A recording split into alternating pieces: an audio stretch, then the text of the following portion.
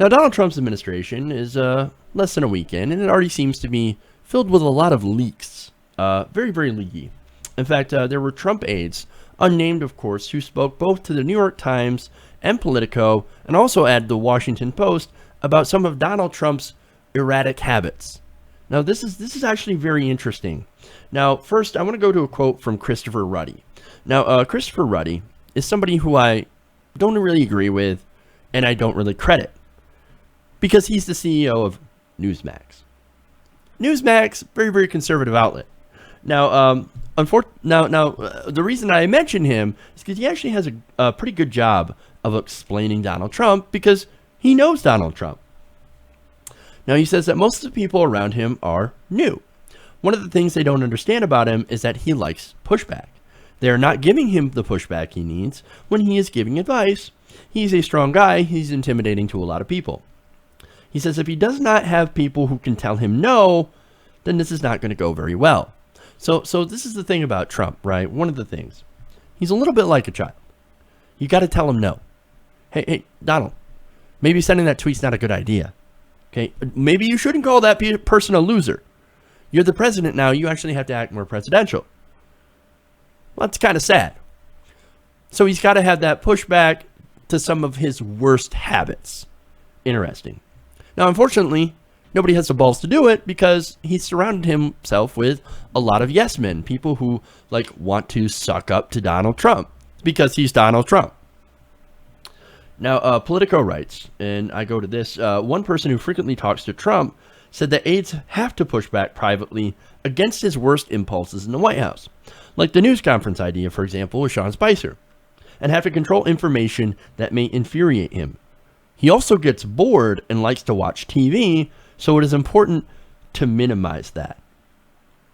Now, this person also said that a number of people close to him do not like saying no, but that it has to be done. Now, get this. This is a way that they actually have to tell him no. You can't do it in front of everyone, he said.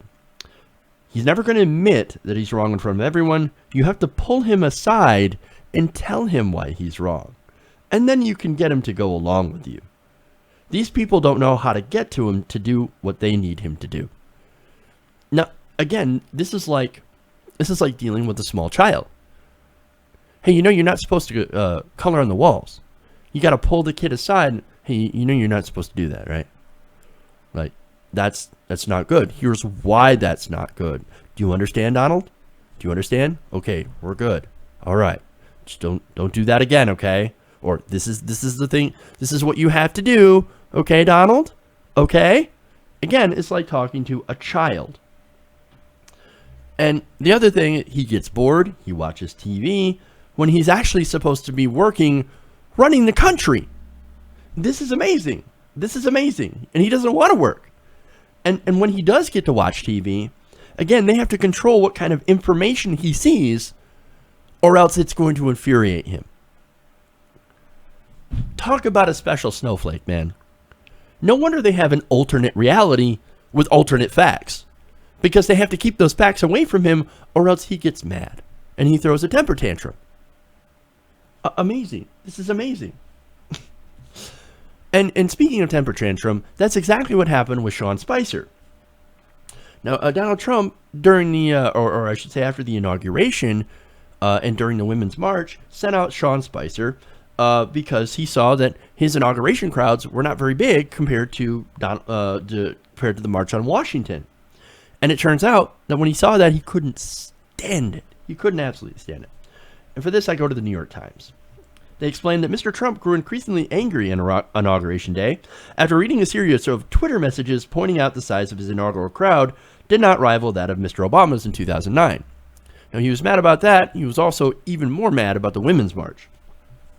They said that when he awoke on Saturday morning after his first night in the executive mansion, the glow was gone. Several people close to him said, and the new president was filled with a new sense of injury. Oh, I am so injured. I'm so hurt. People just didn't show up. Not as many people showed up to me as they did Obama. I'm injured. Again, snowflake. I'm so hurt. My crowds aren't as big as the black guy. It's not as big as the black guy. All right. The New York Times continues. While Mr. Trump was eager to counterattack, several senior advisors urged him to move on and focus on the responsibilities of office during his first day as president. Because, that's what you're supposed to do. When you're the president, you're supposed to actually do your job. Donald Trump, not interested in doing his job. However, the advisors left thinking that he agreed with them. But see, with Donald Trump, and it's the same as George W. Bush, the last person in the room always wins. Which in this case happened to be Sean Spicer, who has also a pretty big beef with the media. So, of course, after that, he sent out Sean Spicer to do that infamous first press conference that even Chuck Todd had to challenge. Chuck Todd. Yeah. And of course, that led to the new phrase, my favorite phrase, alternative facts. I love it. All right. Now, several people, of course, who were close to the White House were aghast by the briefing. They said, quote, "It's surreal. We finally have the White House, and it's this," according to a top GOP strategist close to Trump's top aides. Now, again, I think this is all because Trump has to be directed like a small child. Okay, Donald, you need to sign this bill, okay, Donald? Can you do that for me? But it's TV time. I want to watch myself on TV.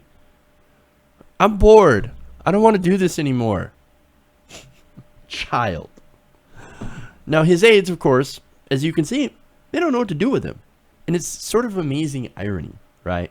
So here are the Republicans. They worked so hard, lied so much to the American people, set up fake narratives and actual fake news in order to get people so pissed off. And of course, to break the government, along with neoliberal policies from the weak Democrats, to help keep people essentially poor.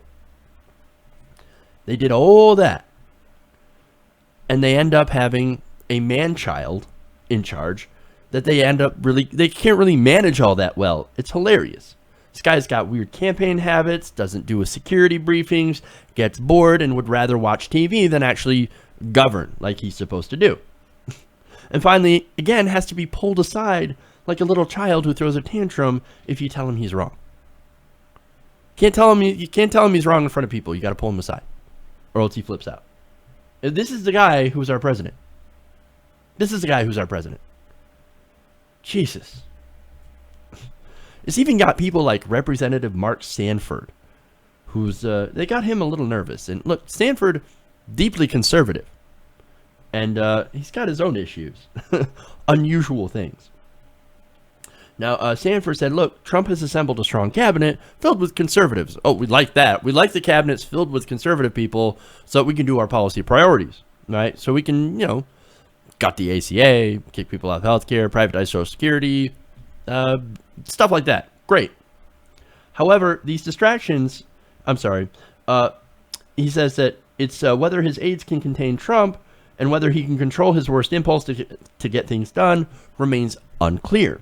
He said it's unconventional at best and disastrous at worst. He says of Trump's tactics, these distractions have had the capacity to sink his entire administration, and they're not representative of the quite serious people he's assembled. So he's got serious people there. Well, you can call some of these conservatives serious. Ben Carson and HUD, really? Come on, man. And Elizabeth Warren, by the way, voting to confirm him. Are you fucking serious? Elizabeth, what are you doing? What are you doing? Ben Carson has no experience. Ridiculous. I disagree with that. 100%. But anyway, again, serious people. Now, he added, if he's responding to one reporter's view of crowd size every time, this is going to be the most unusual for years. And when Mark Sanford calls something unusual, oh boy. He's right. It's going to be a long and unusual 4 years. Buckle up, everybody. God help us all. Hey everybody, thanks for watching this video. If you want to see more like this, please hit the subscribe button below. And if you want to support truly independent, non-corporate media, go to our Patreon page and become a patron. Patreon.com/TYTNation.